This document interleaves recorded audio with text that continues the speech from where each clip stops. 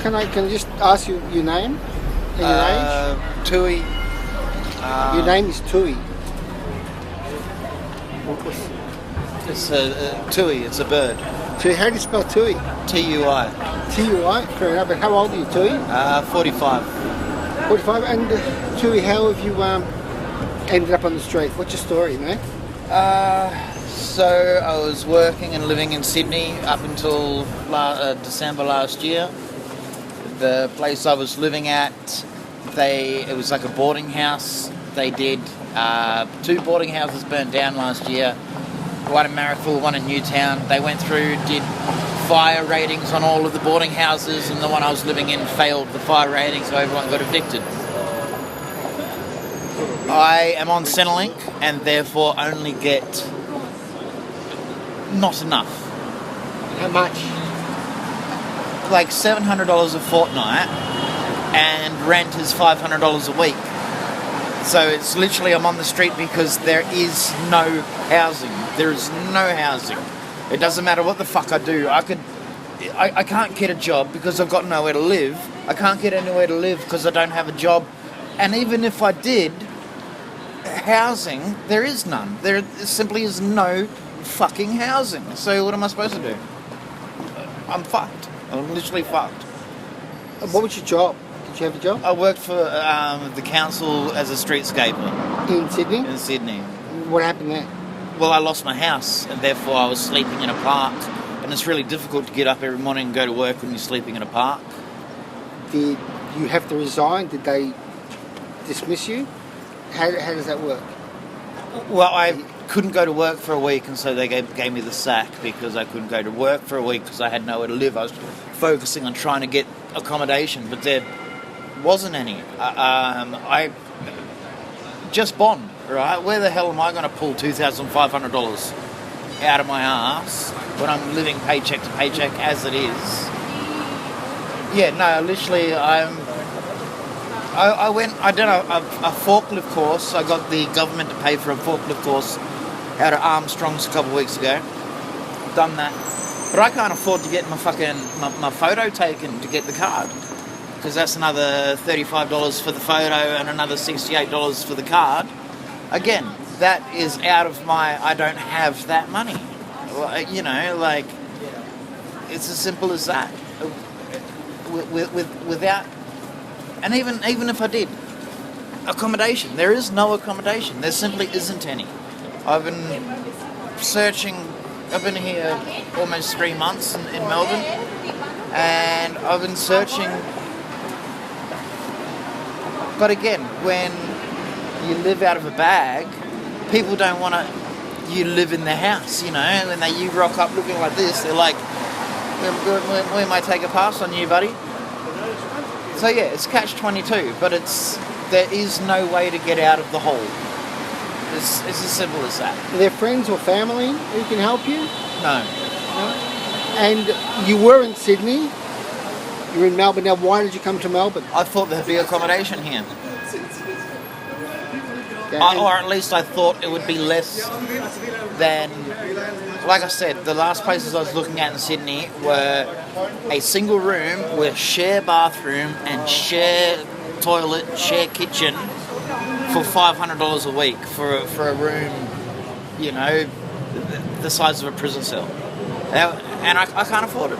It's as simple as that. And especially, like I said, if you don't have the work, you can't get the accommodation. If you don't have the accommodation, you can't get any work. So yeah, I was hoping that the forklift course will make things easier, like, you know, give me an opportunity to get into work. But again, I can't even afford to get the bloody ticket. I can't even afford to get my photos taken. I went for another job. They needed my passport to prove that I'm allowed to work in Australia. I've never ever fucking heard of that before, but that's what they want. But again, how am I supposed to get a bloody passport? Where were you born? New Zealand. And where are you sleeping tonight, Tui? Yeah. Here? Yeah. What's in your bag? How are you going to sleep? Do you have a blanket in there, or? No, I'll just curl up. Okay. It's cold. How are you going to stay warm? I'm not.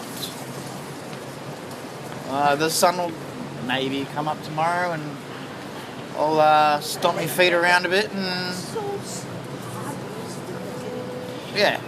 What are your prospects, Tui? You've been here for 3 months.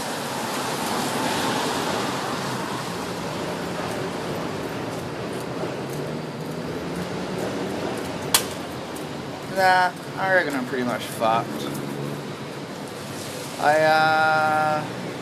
Like I said, I came here hoping it would be easier, hoping that there would be more options and opportunities, but there aren't. So, yeah. You're young. You're obviously not mentally ill in any way. You don't have any drugs. You don't take drugs. I drink. Well, what have you got there? Someone got me a tin of bourbon before. Okay, sure. It was nice of them. But no, I don't, I don't use smack or ice or anything. But, I don't know, maybe I should. Maybe that'll take the edge off. Nah, like I said, I've been doing everything that I can, but my options are limited, you know. It's not like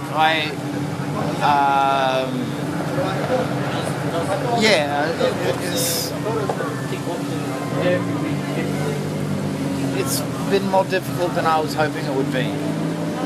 And were you in a relationship beforehand? What's been the personal impact of this situation? I lost my family back in 2016. I was living in Canberra. They're gone now.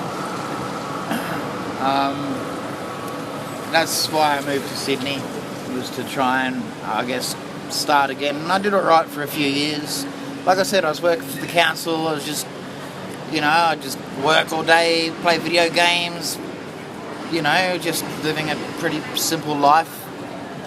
But I lost my accommodation, lost my job, and yeah, just been trying to get everything back together. But it's taking more. I really thought it would be easier to get a.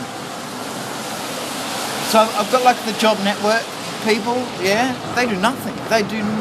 I go in there. I'm supposed to see them once a month. I've been in there 2-3 times a week. Every week since I got here, they do nothing. They got me the forklift course, which I did. But yeah, could not organise a route in a brothel. 2 more questions and then I'll leave you alone. You're right, man. Can I ask, how does one lose a family? Car accident. Oh my God. Can I ask you what happened? That's all. I went to work.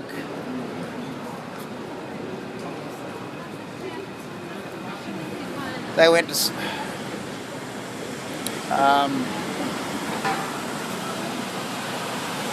when I was 14. Yeah. I lived homeless on the street until I met my wife. And I had an amazing 15 years. Yeah. And everything I've lost, I wouldn't...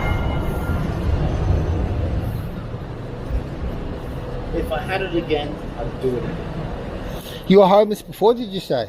When I was 14, yeah. How long were you homeless from 14? 20, I guess, from when I was 14 to when I was 20. Well, I met Brianna when I was 24. So about 10 years when I was a kid. And then I met my wife, and we got married, and I got my shit together. And like I said, I had a beautiful 15 years together. And then after I lost it,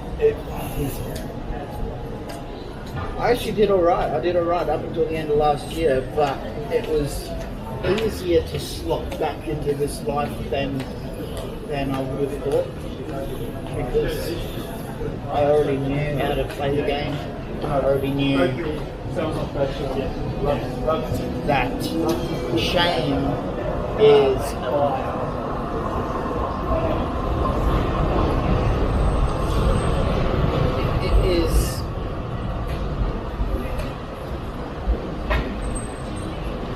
yeah, that you I don't know. Well, I've been here before, so it wasn't as hard to be here again. That's all. But you 14 to 20, you were on the streets in Sydney.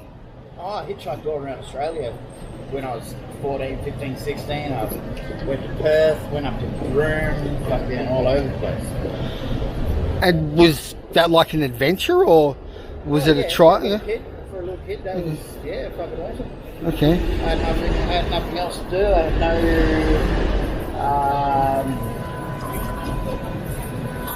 nobody gave me fuck. So I just did whatever the fuck I wanted. And you're not getting any help, any support services in Melbourne? I went and got a coffee up on Burke Street the other day, but no, not really. Salvation Army offers food? No? Why not? No? A couple people stop by and give me like socks and undies, stuff so like that. that one, But, that's a joy. but no, That was I've been, like I said, I just been trying to get work, I'm trying to get accommodation. How do people generally treat you? They Pretty good. Yeah? There aren't, nobody goes out of their way to do fuck.